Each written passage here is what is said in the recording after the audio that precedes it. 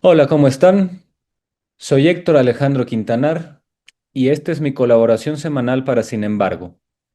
En esta ocasión se titula El eje Irán-Macupana y el fin de la democracia.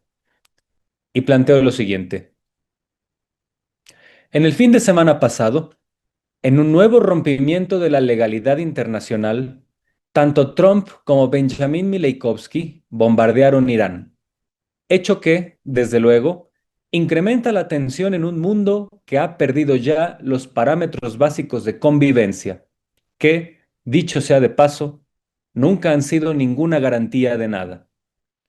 Dos supremacistas envilecidos, uno con tramas delictivas y vínculos pederastas, y otro con un genocidio en su haber, hoy encabezan una andanada contra un país que, más allá de quién o qué lo gobierne, no puede ser objeto de intervenciones salvajes que, además, atentan fundamentalmente contra grupos vulnerables, en una acción más semejante al terrorismo que a una acción de guerra declarada. La constante internacional a ello es risible. Se valida la premisa de que se efectuó un, entre comillas, ataque preventivo, que es una contradicción delirante parecida a la de, entre comillas, fuego amigo. Y, como siempre, se expone un falso dilema que en el fondo busca disfrazar el sadismo rastrero de sus emisores.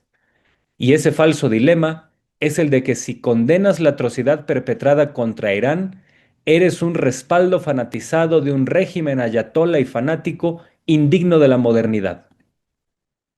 Lo que estos sádicos de facto no alcanzan a entender es un par de verdades incontrovertibles. La primera es que, tal como pasó en Caracas, la intromisión en un país soberano no es ninguna aventura protodemocrática. Es, sin más, un asunto de un ilegítimo interés geopolítico que, como tal, vulnera a todo el mundo, porque vuelve a este un objeto que en cualquier momento una nación como Estados Unidos se apropia del derecho a saquear. La segunda verdad es que tanto Estados Unidos e Israel están gobernados por una secta fanatizada que no representa los valores de la modernidad.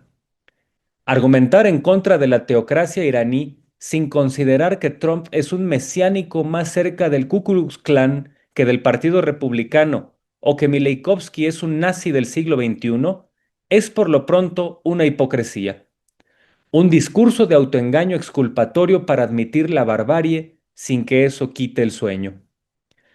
En ese mare magnum, una nota más cercana.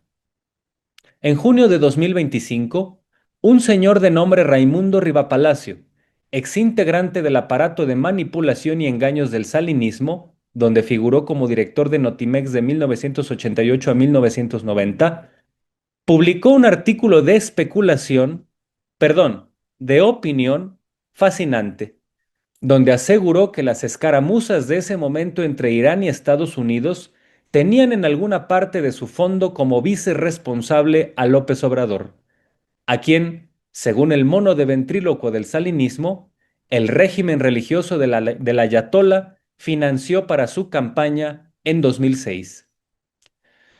Los presuntos críticos de López Obrador merecen ya no solo atención periodística, sino también psicoanalítica, dicho sin mala fe. Muchos de ellos también, como si fueran una secta religiosa oscurantista, merecen curiosidad antropológica. Y también merecen algún crédito de ficción literaria. En este caso, en 2006, algunos especularon maravillas estrambóticas como que la campaña de López Obrador estuvo financiada por Hugo Chávez a través de círculos bolivarianos en Ciudad Universitaria que recibían dinero y armas para el perredista, a través del embajador Vladimir Villegas. Poco importaba que el diplomático de Marras hubiera sido expulsado de México sin razón en octubre del año previo. En el imaginario conservador, como el Cid campeador, Villegas seguía encabezando batallas electorales, aunque no estuviera en México. Poco después nació otro mito, el de que fue Martín Esparza el financiero de López Obrador en 2006 mediante desvíos de recursos del Sindicato Mexicano de Electricistas. Da igual que nunca se haya expuesto una sola prueba de tal acerto, porque en el fondo, esta mentira se usó para deslegitimar al Sindicato Mexicano de Electricistas y validar la extinción de Luz y Fuerza del Centro en 2009. Pero la invención de que en realidad Irán fue quien financió la campaña del peje es algo que sobresale por su capacidad de inventiva y por el nivel de cinismo con el que el autor menosprecia o abusa de sus propios lectores, que en el fondo ve como pobres borregos manipulables de los cuales puede lucrar afirmando cualquier paparrucha delirante. Y hay precedentes. El priismo tabasqueño inventó en 1988 que si López Obrador ganaba la gubernatura, iba a cerrar las iglesias católicas de la Chontalpa para convertirlas en células soviéticas. Luego, 18 años después, según Riva Palacio, Irán financió la campaña presidencial de López Obrador, quizá para cerrar la Basílica de Guadalupe y tornarla en células islámicas.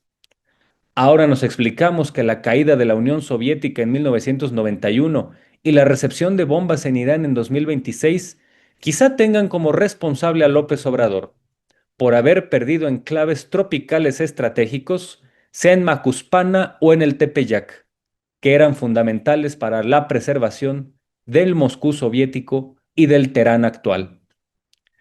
Es curioso cómo los discursos se traslapan.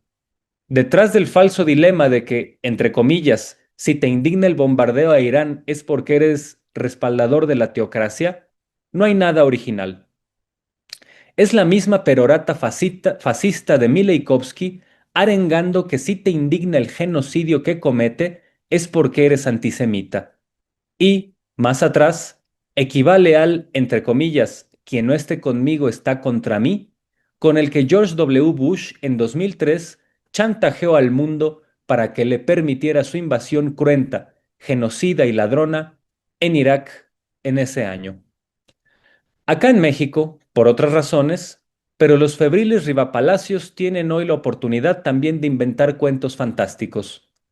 Por ejemplo, especular barbaridades sobre los operativos de seguridad contra narcotraficantes, como la pasada semana ocurrió ante el Mencho, o gritar consignas más evangélicas que democráticas sobre la reforma electoral en proceso, de la cual se dice va a acabar con la pluralidad o nos regresa al PRI de los 70 o construye un nuevo partido de Estado, y otros mitos más. A esas distorsiones retóricas de febrícula se suman las del sexenio pasado, que en su momento se espetaron como supuestos análisis políticos sobre la relación de la llamada 4T con la democracia, y que incluían engaños como los siguientes.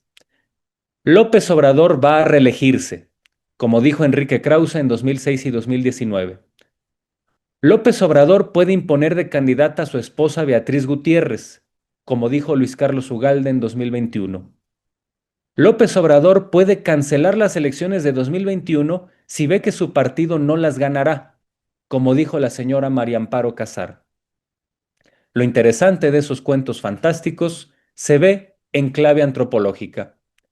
No han servido para hacer análisis políticos. Decir eso sería una atrocidad por su nivel de sevicia y brutalidad. ¿Para qué han funcionado?